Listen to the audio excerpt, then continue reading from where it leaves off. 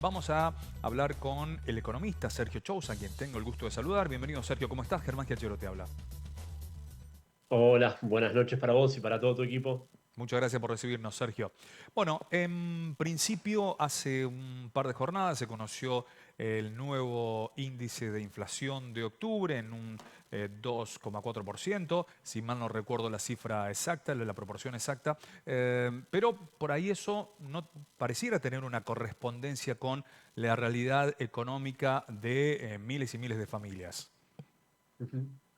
Sí, Germán, fue de 2,7% en el mes 2,7, pasado, bien.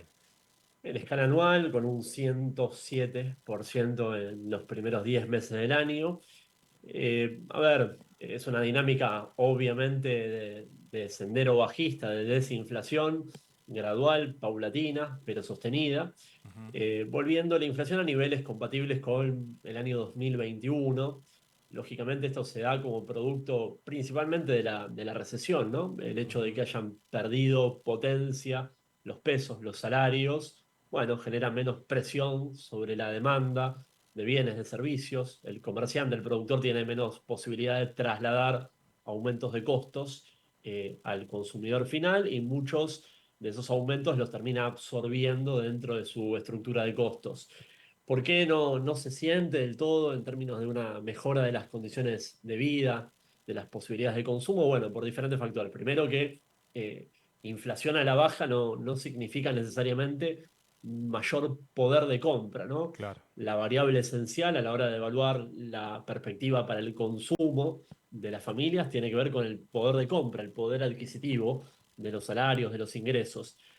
En el mundo laboral hay muchas heterogeneidades. El promedio de paritarias para los sectores registrados de la economía viene siguiendo la dinámica inflacionaria. Lo que pasa es que es un mundo cada vez más acotado, cada vez más Ujú. proporción de los laburantes no tienen un convenio colectivo, están en informalidad, son independientes, son autónomos, son monotributistas, con lo cual, bueno, esa falta de representatividad de los trabajadores registrados con convenio colectivo, con paritarias, con un mecanismo de indexación, hace que todo el otro segmento, el que no tiene un ajuste por inflación, pierda poder de compra. Ujú. Mucho más los informales, lógicamente. Y el segundo factor tiene que ver con la realidad de la política económica, en particular esto que el gobierno nacional dio en llamar el sinceramiento tarifario. Bueno, en los primeros meses del año fue una política bastante agresiva de reacomodamiento de los precios de los servicios públicos, electricidad, gas,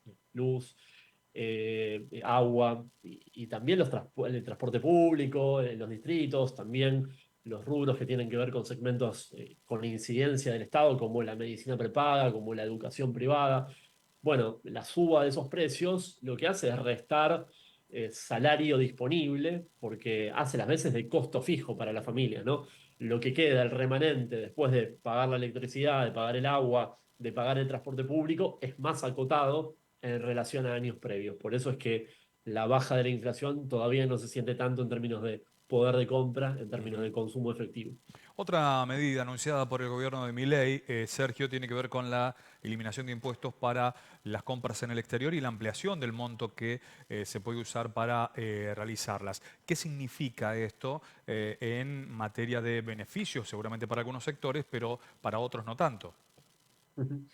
Sí, básicamente la medida que se anunció hoy es que se va a elevar de $1.000 a 3.000 el monto de estos envíos que son en formato de courier, donde tenés prácticamente una suerte de puerta a puerta con proveedores del exterior.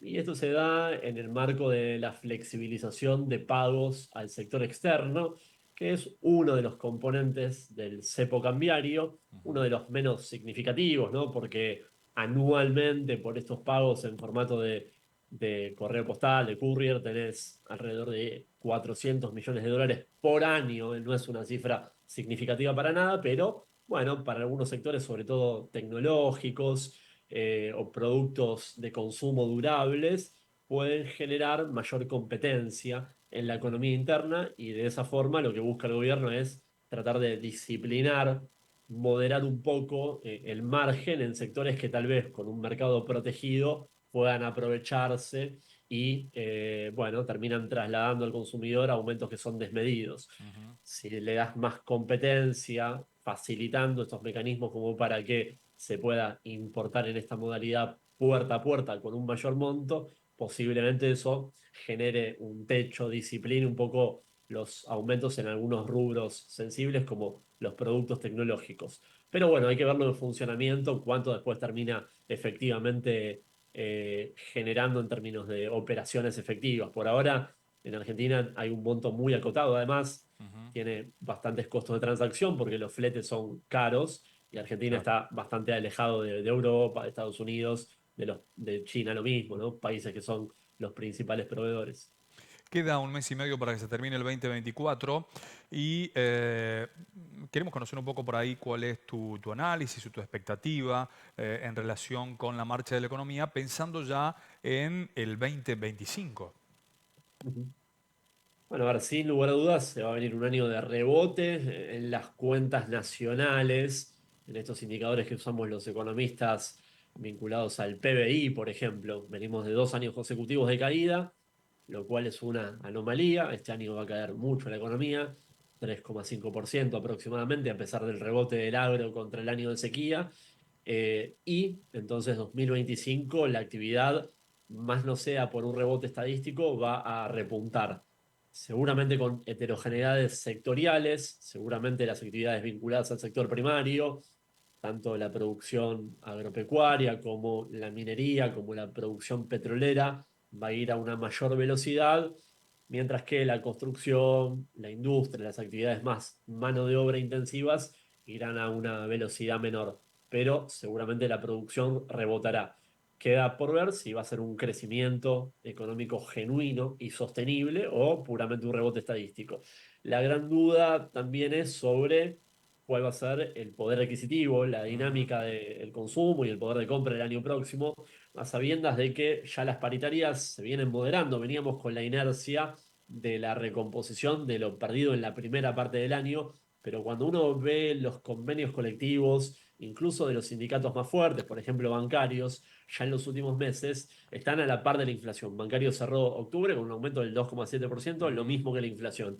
Así que todavía con niveles muy deprimidos, como decíamos antes, de poder de compra de los salarios, Claro. bueno, la variable del consumo privado, que es lo que más explica la actividad económica, hay dudas de si va a tener potencia, va a ser vibrante de cara a 2025.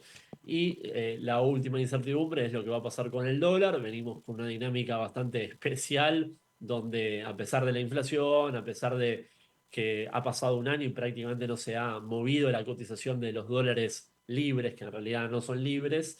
Bueno, la gran pregunta es cómo va a seguir este mecanismo, a sabiendas de que hoy está contenido por políticas económicas, ¿no? Ujú. En particular por el dólar exportador, que exige que el 20% de todas las liquidaciones, de todas las exportaciones, vayan al canal financiero. Eso le da una oferta extra al mercado muy significativa y es en gran medida lo que permite tener a raya, tener esa olla a presión Ujú. sobre los dólares financieros. Hoy el MEP, por ejemplo, cerró por debajo de los 1.100 pesos. Bueno, ¿es sostenible esto con una situación deficitaria de las cuentas externas? Esa es otra de las grandes dudas para 2025. Veremos si el gobierno logra alinear las expectativas para que no haya una disparada de estos dólares, porque eso siempre genera mucha Ujú. incertidumbre y mucha zozobra. Sergio, un gusto charlar contigo. Te agradecemos por este contacto con nosotros. No, ustedes como siempre a disposición.